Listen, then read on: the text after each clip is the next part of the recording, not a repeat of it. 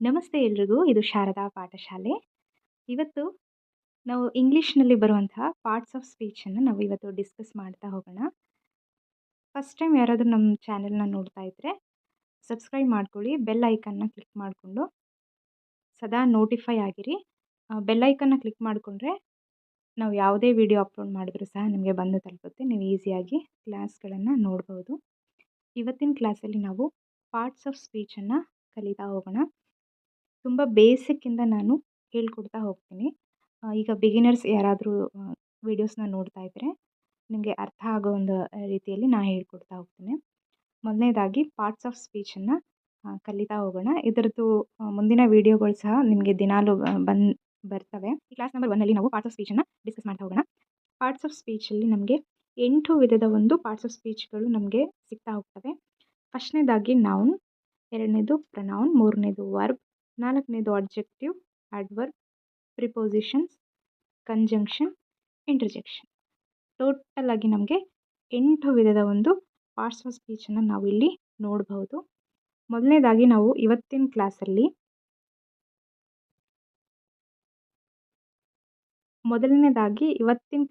ನಾವು ನೌನನ್ನು ಡಿಸ್ಕಸ್ ಮಾಡ್ತಾ ಹೋಗೋಣ. ನೌನ್ ಅಂದರೆ ನಮಗೆ ನೋಡಿ, ನೌನ್ ಅಂತಂದರೆ ನಮ್ಮ ಮನೆಯಲ್ಲಿ ಇರುವಂತಹ ಯಾವುದೇ ಒಂದು ವಸ್ತುಗಳಾಗಿರ್ಬೋದು ಅಥವಾ ವ್ಯಕ್ತಿಗಳ ಹೆಸರಾಗಿರ್ಬೋದು. ಇಲ್ಲಿದೆ ನೋಡಿ, ಡೆಫಿನಿಷನ್ನ ಹೇಳ್ತೀನಿ. A noun is a word that represent a person, thing, concept or place. ಅಂತಂದರೆ ನಮ್ಮ ಒಂದು ಸುತ್ತಮುತ್ತಲು ಕಾಣ್ತಾ ಇರುವ ವಸ್ತುಗಳ ಹೆಸರಾಗಿರ್ಬೋದು, ವ್ಯಕ್ತಿಗಳ ಹೆಸರಾಗಿರ್ಬೋದು, ಪ್ಲೇಸ್ಗಳ ಹೆಸರಾಗಿರ್ಬೋದು. ಯಾವುದೇ ಒಂದು ಹೆಸರನ್ನು ತಗೊಂಡ್ರೂ ಸಹ ನಮಗೆ ಅದು ನೌನ್ ಅಂತಲೇ ಕನ್ಸಿಡರ್ ಮಾಡ್ತೀವಿ. ನೌನ್ ಅಂದ್ರೇ ನಾಮಪದ. ಕನ್ನಡದಲ್ಲಿ ನಾಮಪದ ಅಂತ ಇದೆಯಲ್ಲ, ಸೊ ನಾಮಪದ ಅಂದ್ರೇ ಒಂದು ವಸ್ತುವಿನ ಹೆಸರನ್ನು ಸೂಚಿಸುತ್ತೆ, ವ್ಯಕ್ತಿಗಳ ಹೆಸರು.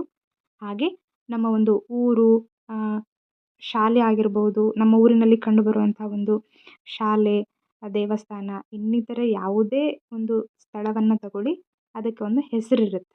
ಅದನ್ನೇ ನಾವು ನೌನ್ ಅಂತ ಕರಿತೀವಿ. ಆಯಿತಾ? ಇನ್ನೊಂದು, ನೀವು ಹೇಗೆ ಐಡೆಂಟಿಫೈ ಮಾಡೋದು ನೌನ್? ಈಗ ನಿಮ್ಮ ಮನೇಲಿ ಒಂದು ಚೇರ್ ಇರುತ್ತೆ. ಅದು ಒಂದು ವಸ್ತು, ಅದಕ್ಕೆ ನಾವು ಚೇರ್ ಅಂತ ಹೆಸರಿಟ್ಟಿದ್ದೀವಿ, ಕುರ್ಚಿ ಅಂತ ಹೆಸರಿಟ್ಟಿದ್ವಿ, ಅದೇ ನೌನು. ಈಗ ನಿಮ್ಮ ಹೆಸರಿದೆ, ಸುಷ್ಮಿತಾ ಅಂತ, ಒಂದು ಹುಡುಗಿ ಹೆಸರು ಸುಷ್ಮಿತಾ.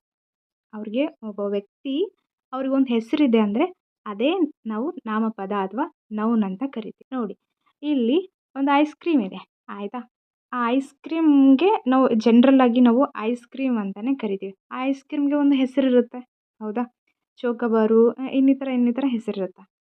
ಸೊ ಯಾವ ವಸ್ತುಗಳಿಗೆ ಹೆಸರಿರುತ್ತೋ ಅವುಗಳನ್ನು ನೌನ್ ಅಂತ ಕರಿತೀವಿ. ಆಯಿತಾ?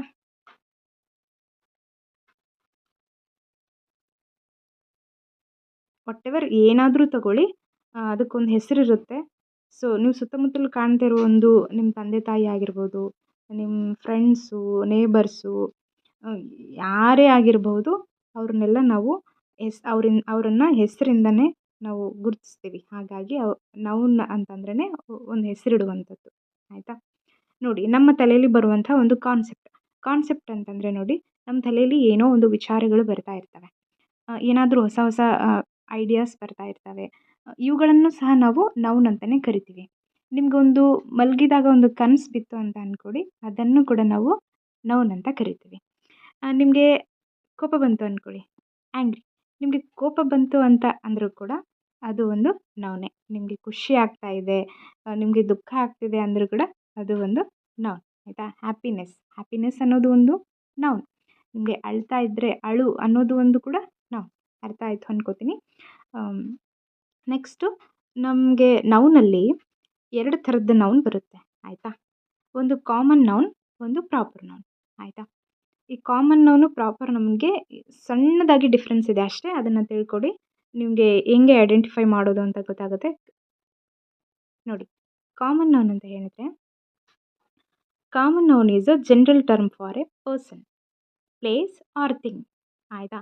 ಕಾಮನ್ ನೌನ್ ಅಂತ ಹೇಳಿದ್ರೆ ಒಬ್ಬ ವ್ಯಕ್ತಿ, ಒಬ್ಬ ಸ್ಥಳ, ಒಂದು ಸ್ಥಳ ಅಥವಾ ಒಂದು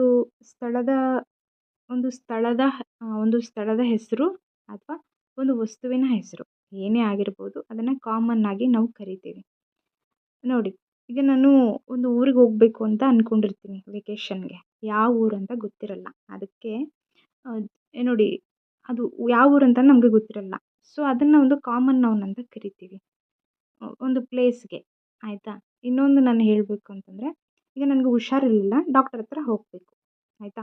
ಡಾಕ್ಟರ್ ಅನ್ನೋದು ಕಾಮನ್ ನೌನ್, ಆಯಿತಾ? ನಾನು ನಾನು ಸ್ಕೂಲ್ಗೆ ಹೋಗ್ತಾ ಇದ್ದೀನಿ, ಅಲ್ಲಿ ನಮ್ಗೆ ಟೀಚರ್ಸ್ ಇರ್ತಾರೆ. ಟೀಚರ್ಸ್ ಅನ್ನೋದು ಕೂಡ ಕಾಮನ್ ನೌನ್. ಮತ್ತು ಇನ್ನೊಂದು, ಈಗ ಯಾವುದೋ ಒಂದು ಮನೆ ನೀವು ನೋಡ್ತೀರಾ ಮನೆ. ಸೊ ಈ ಮನೆ ತುಂಬ ಚೆನ್ನಾಗಿದೆ ಅನ್ಕೋತಾ ಇದ್ದೀರಾ.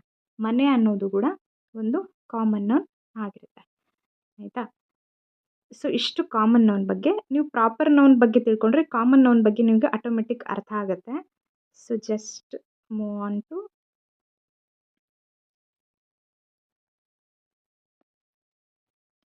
ಇಲ್ಲಿ ಎಕ್ಸಾಂಪಲ್ ತಿಳ್ಕೊಳ್ಳೋಣ.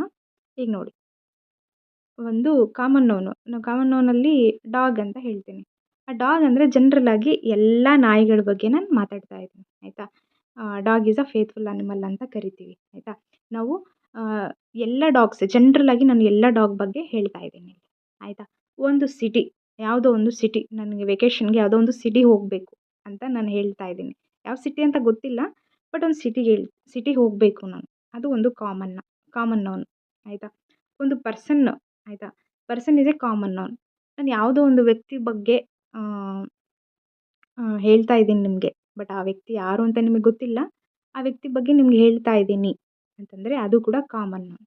ನಿಮಗೆ ಆ ವ್ಯಕ್ತಿ ಹೆಸರು ಅಥವಾ ಆ ಸಿಟಿ ಹೆಸರು ಅಥವಾ ಆ ಡಾಗಿಗೆ ಒಂದು ಪರ್ಟಿಕ್ಯುಲರ್ ನೇಮ್ ಇಡ್ತೀವಲ್ಲ, ಸೊ ಅದನ್ನೇ ನಾವು ಪ್ರಾಪರ್ ನೌನಲ್ಲಿ ಡಿಸ್ಕಸ್ ಮಾಡ್ತೀವಿ. ಓಕೆ, ನೋಡಿ, ಪ್ರಾಪರ್ ನೌನ್ ಅಂತ ಹೇಳಿದ್ರೆ proper nouns or words for specific things, people and places such as. ನೋಡಿ, ನನ್ನ ಹೆಸರು ಶಾರದಾ, ಆಯಿತಾ? ಅದು ಒಂದು ಪ್ರಾಪರ್ ನೌನ್ ಅದು. Doctor Vidya and India. ನೋಡಿ, ನಾನೊಂದು ಡಾಕ್ಟರ್ ಹತ್ರ ಹೋಗಬೇಕು, ನಾನು ಹುಷಾರಿಲ್ಲ ಅಂತ ಹೇಳಿದಾಗ ನನ್ನ ಫ್ರೆಂಡ್ಗೆ ಯಾವ ಡಾಕ್ಟರ್ ಹತ್ರ ಹೋಗ್ತೀಯಾ ಅಂತ ಕೇಳ್ತಾಳೆ. ನಾನು ಹೇಳ್ತೀನಿ ಡಾಕ್ಟರ್ ವಿದ್ಯಾ ಹತ್ರ ಹೋಗ್ತೀನಿ ಅಂತ, ಆಯಿತಾ? ಡಾಕ್ಟರ್ ಹತ್ರ ಹೋಗೋದು ಕಾಮನ್ ನೌನ್, ಡಾಕ್ಟರ್ ವಿದ್ಯಾನ ಹತ್ರನೇ ಹೋಗೋದು ಪ್ರಾಪರ್ ನೌನ್.